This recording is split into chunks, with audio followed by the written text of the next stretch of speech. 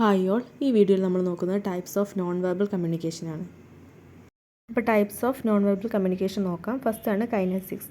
കൈനസിക്സ് എന്ന് പറയുമ്പോൾ body മൂവ്മെൻറ്റ്സിലൂടെയും ജസ്റ്റേഴ്സിലൂടെയും convey ചെയ്യുന്ന മെസ്സേജസ് ആണ് കൈനസിക്സ് എന്ന് പറയുന്നത്.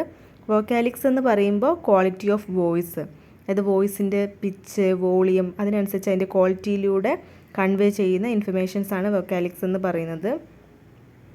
ാണ് ഹാപ്റ്റിക്സ്. ഹാപ്റ്റിക്സ് എന്ന് പറഞ്ഞാൽ സെൻസ് ഓഫ് ടച്ച്. ഇതിപ്പോൾ നമ്മൾ ഒരാൾ കാണുമ്പോൾ ഷെയ്ക്ക് ഹാൻഡ് കൊടുക്കുന്നതൊക്കെ എന്താ, സെൻസ് ഓഫ് ടച്ച് ആണ്.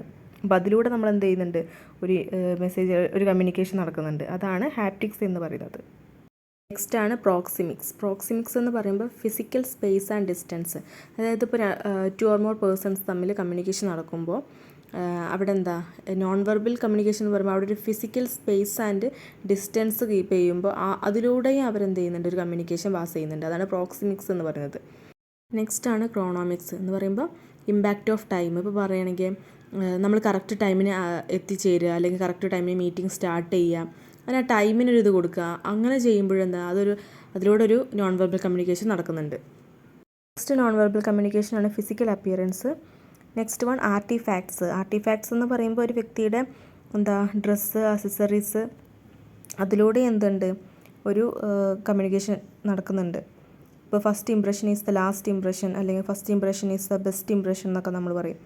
അപ്പോൾ ആ രീതിയിൽ അവരുടെ ഓവറോൾ ഡ്രസ്സിങ്, മേക്കപ്പ്, അക്സസറീസ് ഒക്കെ വെച്ചിട്ട് ഒരു നോൺ വെർബൽ കമ്മ്യൂണിക്കേഷൻ നടക്കുന്നുണ്ട്. അതാണ് ആർട്ടിഫാക്ട്സ് എന്ന് പറയുന്നത്. പിന്നെ ഡിജിറ്റൽ നോൺ വെർബൽ ക്യൂസും നോൺ വെർബൽ കമ്മ്യൂണിക്കേഷനാണ്.